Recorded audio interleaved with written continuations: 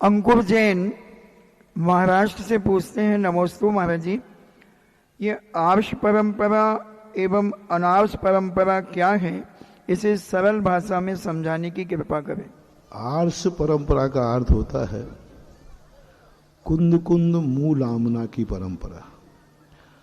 28 मूल गुणों को जो निर्दोष पालन करते हैं और ऐसे पालन करने वालों को जो गुरु मानते हैं, परमेष्टि मानते हैं, वे सब आर्ष परंपरा कहलाती। 28 मूल गुण हैं मुनियों के। आर्ष यानी होता है श्रमण। तो जो निर्दोष चर्या पालन करें उनको आर्ष परंपरा बोलते हैं। और ऐसे निर्दोष मुनियों को जो मानते हैं वे श्रावक आर्ष परंपरा वाले कहलाते हैं। आजकल लोगों ने आर्ष परंपरा को विद्रूप कर दिया, पंथवाद से मानने लगे। इस पंथ को मानने वाले आर्ष हैं और इस पंथ को मानने वाले अनार्ष हैं। ये परंपरा आगम सम्मत नहीं है। इस परंपरा से शीतलाचार बढ़ता है।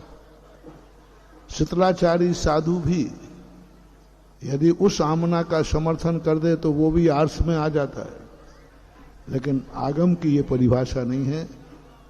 सबसे बड़ी परिभाषा 28 मूल गुणों का निर्दोष पालन करना आर्ष परंपरा है।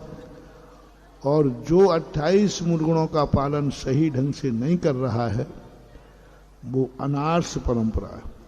इसी प्रकार श्रावक जो पंचम काल में 28 मूल गुणधारी मुनियों को मानता है वो श्रावक आर्ष परंपरा का है।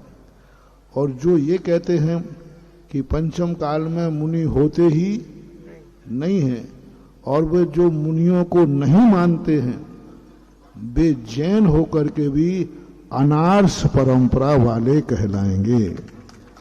इसलिए जिन जिन की ये धारणा हो कि पंचम काल में मुनिराज नहीं होते हैं और जो मुनियों को नहीं मानते पंचम काल के, आने कई लोग ऐसे तो मिलेंगे, नहीं मुनि महाराज को तो हम मानते हैं लेकिन पंचम काल के मुनि महाराजों को नहीं मानते, वर्तमान के मुनिराजों को नहीं मानते। वर्तमान के मुनिराज को भी जो नहीं मानता है वो अनार्ष परंपरा कहलाती है।